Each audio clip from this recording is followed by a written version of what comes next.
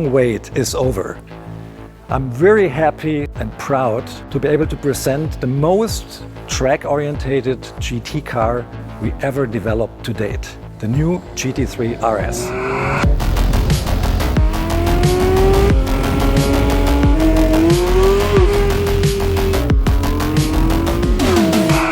One thing when you first look at the car is very obvious. It's all about aerodynamics. It looks very much like a race car, and it has aerodynamic values, downforce values that are double as much as we had from the predecessor.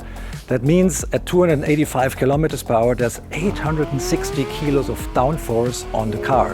And even at 200 kilometers per hour, we have 410 kilograms. That is a lot, and that helps a lot on cornering speeds, especially in high-speed corners.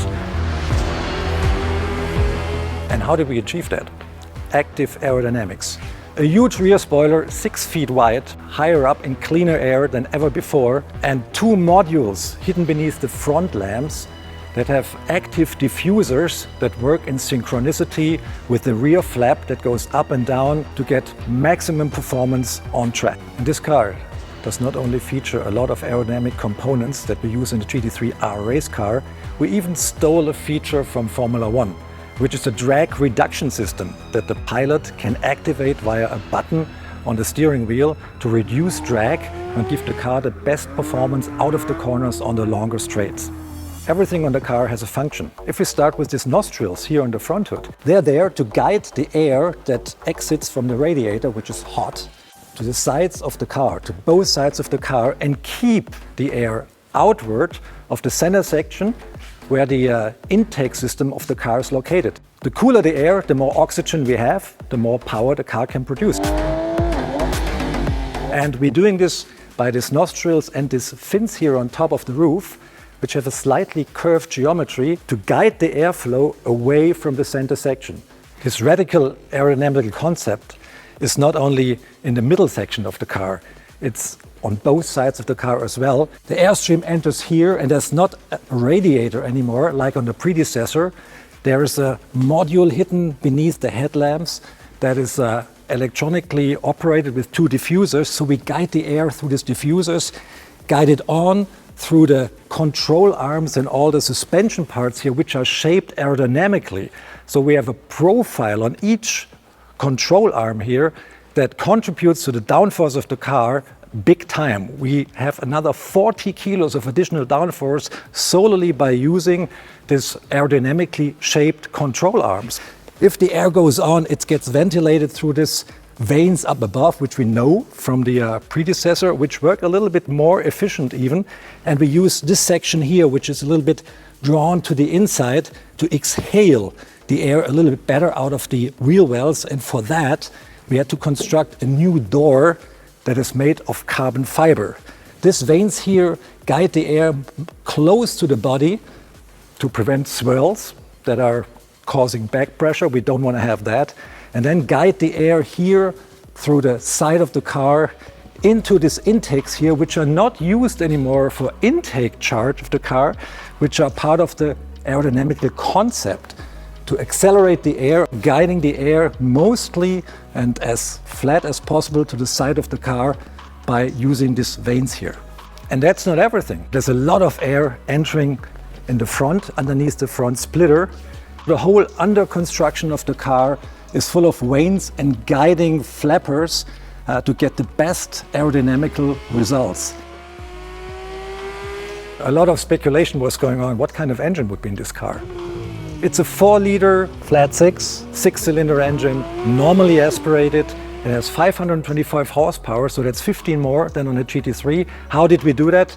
Different camshafts, different setup, and the camshaft has higher overlap, creating more ferocity in the revving up dynamics, more power at high RPMs, which is a 9,000 RPM red line. And made it to this fire-breathing engine is a PDK gearbox, quite typical for an RS variant because it's really quicker on the track. And this gearbox has a shorter final drive if you compare to the GT3's unit to compensate the bigger wheels. 335 section tires, wider track, all ball-jointed multi-link rear axle, the newest generation of race dampers in this car, and this is neatly mated to the front end of the car, which has a 275 tire, a wider track than on the GT3 by 29 millimeters, and whole bespoke new wheel guiding components like the control arms or the wheel knuckles. We have a deeper pivot point here, so that gives us kind of an anti-dive system to the car that enables us to keep the car always at the same pitch, including under very hard braking, though that means that the distribution between the front downforce and the rear downforce on the car always stays the same, and the car is very controllable because there's no shift in downforce on the car. This car here has a 410 millimeter PCCB brake system, which we know from the predecessor and which is superb on the track and on the street. As standard equipment, the car comes with a steel rotor, which is revised and enhanced over the ones we use in the GT3. The steel rotors are thicker to create more longevity on the track, and the rear calipers on this car have a different piston diameter to get even more stopping power from the super wide rear to create the best stopping times and stopping distances I think we ever had on any street car in Porsche. On the quest for maximum brake performance, we have aerodynamical aid here as well, because we can influence this rear wing, which folds up as an active air brake. So we create more resistance, more wind resistance to the car under hard braking, which even decreases the stopping times and makes stopping distances a lot shorter. There's another trick we have up the sleeve. We can control compression and rebound of the dampers in the car. The driver can do it himself. It's really very neat. You don't have to go underneath the car and play around with damper settings there. You can do it from the cockpit. We have these satellites here on the steering wheel where we can influence compression and rebound for front and rear axle. By turning the knobs, which are mirroring the same position than the satellites here, you can adjust rebound more or less front and rear and can create your own individual setup. But the PASM system, the damper control, is not all you can do here. There's another button here that says ESC TC, that's a traction control. By push of that button, you get another screen and you can adjust the traction control to your liking, and you can even turn it completely off. Another thing you can control here is the electronic rear differential. You can influence the values for coast and power to your liking. Very good if you have damp conditions or if you have a bumpier road, and you can influence the car's behavior upon braking and exiting the curve by a big time here. There will be a Weissach package as well available for the car. Traditionally, the Weissach package shows off more carbon fiber than this non-Weissach variant here. That means the front lid is carbon fiber, visible carbon fiber, the roof is visible carbon fiber, and for most markets we offer a rear roll cage made of carbon fiber as well, which is in itself 6 kilos lighter than the steel variant.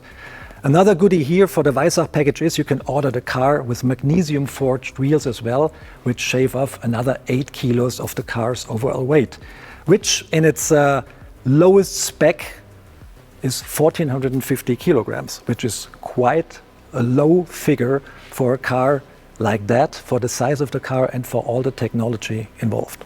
So that rounds it off. I think we have the most hardcore GT variant to date standing here behind me, and there's so much technology and innovation going on, not only to make the car faster, to make it more fun to drive as well. I love to drive it, especially in the high speeds corners on every given track. It's mind-boggling what this car can do. It's so much fun, and I really love to drive it, and I'm absolutely sure you will love it too.